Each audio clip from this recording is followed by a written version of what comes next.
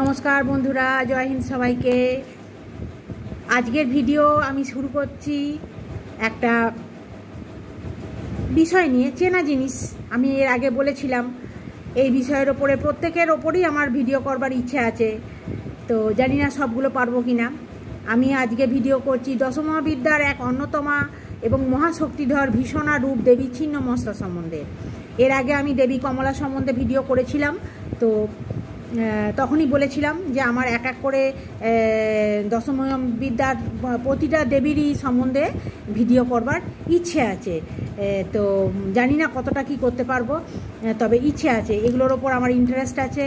আর তারপরেতে তথ্য সংগ্রহ করা, খাতায় লেখা, এগুলো তো একটা ব্যাপার থাকে, টাইমিংয়ের ব্যাপার আছে, আছে। যতটুকু পেরেছি করেছি। তো তাহলে শুরু করছি আজকের আলোচনা দেবী ছিন্নমস্তা নিয়ে। খুবই ভয়ঙ্কর ভীষণা দেবী, দশমহাবিদ্যার এক অন্যতমা এবং মহাশক্তির এক ভীষণা রূপ দেবী ছিন্নমস্তা। ইনি দেবী ছিন্নমস্তিকা বা প্রচণ্ড চণ্ডিকা নামেও পরিচিতা, এক ভয়ঙ্কর মূর্তি বিশেষ দেবী। এই দেবীর এক হাতে থাকে দেবীর নিজের ছিন্ন মুণ্ড, এই দেবীর আর এক হাতে থাকে একটি কাতরি, মানে একটি অস্ত্র বিশেষ।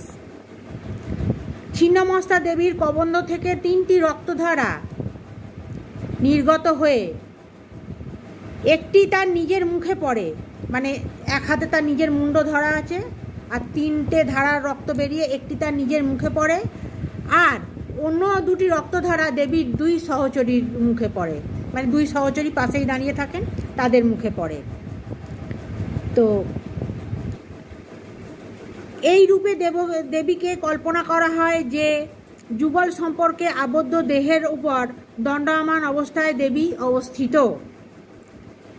দেবী ছিন্নমস্তা আত্মবলিদান ও কুণ্ডলিনী জাগরণের প্রকাশ স্বরূপ। এই দেবীকে কামস্বরূপ, কর্মকুশলতার, সংযম ও শক্তির প্রতীক হিসেবে মান্যতা দেওয়া হয় ও তার আত্মবলিদানের কিংবদন্তিটির মধ্যে দিয়ে অঙ্গাঙ্গিভাবে যুক্ত রয়েছে দেবীর মাতৃস্বরূপিণী ভাব ও কৌশলী রতিক্রিয়ার পারদর্শিতা এবং আত্মবিধ্বংসী ক্রোধ। একদিকে তিনি দিব্যজননীর জীবনদাত্রী, আবার জীবন হত্যা সত্তারও প্রতীক। এর মধ্যে এতটাই আমি লিখে রেখেছি তথ্য সংগ্রহ করে। এর মধ্যে আমার জানা মতো যতটুকু আছে, মানে ছোটোবেলা থেকে পড়ে যেটুকু শিখেছি, বা মায়ের কাছে গল্প শুনে, ঠাকুমা দিদার কাছে গল্প শুনে শিখেছি যেটুকু, সেটুকু আমি লিখে রাখতে ভুলে গেছিলাম। আমি নিজের মুখেই বলে দিচ্ছি। তো দেবী ছিন্নমস্তা কেন নিজের গলা কেটেছিলেন কাতরি দিয়ে? দেবী ছিন্নমস্তা তো এক তো দুর্গারই রূপ, তার স্বামী স্বভাবতই ভোলা মহেশ্বর। তো ভোলা মহেশ্বর তো চিরকালই শ্মশান নিবাসী, এবং তার অত সাংসারিক মানে চিন্তাভাবনা, মানে বিশ্ব সংসারের চিন্তাভাবনা যাকে করতে হবে, তাকে নিজের ঘর সংসার নিয়ে ব্যস্ত থাকলে তো হবে না। তো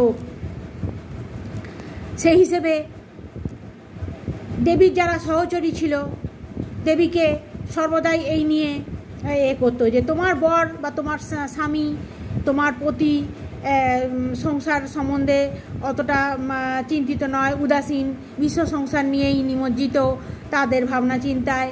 আর বিশ্ব সংসারের চিন্তাভাবনায় এমন নিমজ্জিত যে নিজের সংসারের কথা মনে থাকে না।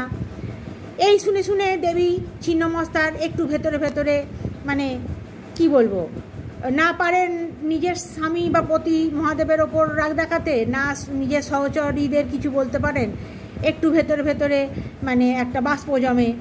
এটা একটু হিউম্যানয়েড রূপে গল্পটা আর কি, দেবীত্বতে যতটুকু হিউম্যানয়েড রূপ দেয়া যায় সেই হিসেবে এই গল্পটা। তো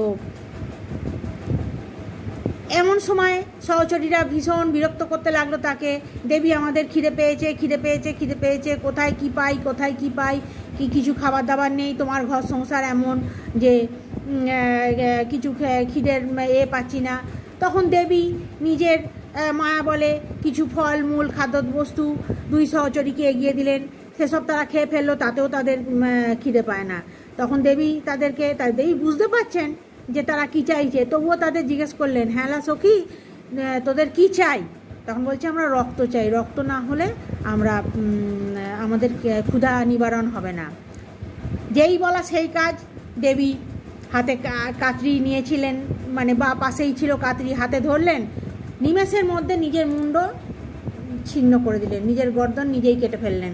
আর সেই ছিন্ন মুন্ড দেবীর বাঁ হাতে পড়লো, তাই ডান হাতে দেবীর কাতরি ধরা আর বাঁ হাতে ছিন্ন মুন্ড। আর এই কাটার সঙ্গে সঙ্গে ত্রিধারায় রক্ত উঠতে শুরু করলো। সেই রক্ত তো মাটিতে পড়া মানে তো সর্বনাশ ডেকে আনবে, সেই জন্য সেই ত্রিধারার রক্ত দুদিকে দুই সহচরী নিজেদের বিরাট লোল জিহ্বা বার করে নিজেরা পান করতে লাগলো। আর আরেকটি রক্ত মাটিতে পড়ার আগেই দেবীর নিজের যে কাটা মুন্ডের যে মুখ, সেই খোলা মুখের মধ্যে সেই রক্ত পড়তে লাগলো। তো যাতে করে দেবী মানে সচেতন অবস্থাতেই নিজের মুন্ড কেটে নিজের দুই সহচরীর ক্ষুধা মেটালেন, এবং যাতে করে এই মুন্ড কাটার পর রক্ত বেরিয়ে যাতে জীবজগতে ধরিত্রীর কোনো ক্ষতি না হয়, সেই জন্য ত্রিধারার যে শেষ ধারার রক্তটি সেটি নিজের মুখে নিজেই ধারণ করলেন। তো সেই জন্য ওনাকে দেবী ছিন্নমস্তা বা ছিন্নমস্তিকা বা প্রচণ্ড চণ্ডিকা নিয়ে নামে বলা হয়।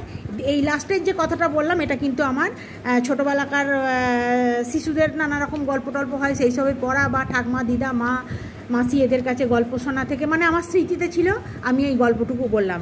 যতটুকু আমার লেখা ছিল সেটা আমি লিখে তথ্য সংগ্রহ করে লিখে বলেছি, আর বাকিটুকু আমি নিজের মন থেকে বললাম। ঠিক আছে বন্ধুরা, ধন্যবাদ সবাইকে, thanks for watching, bye bye, টাটা, জয় হিন্দ।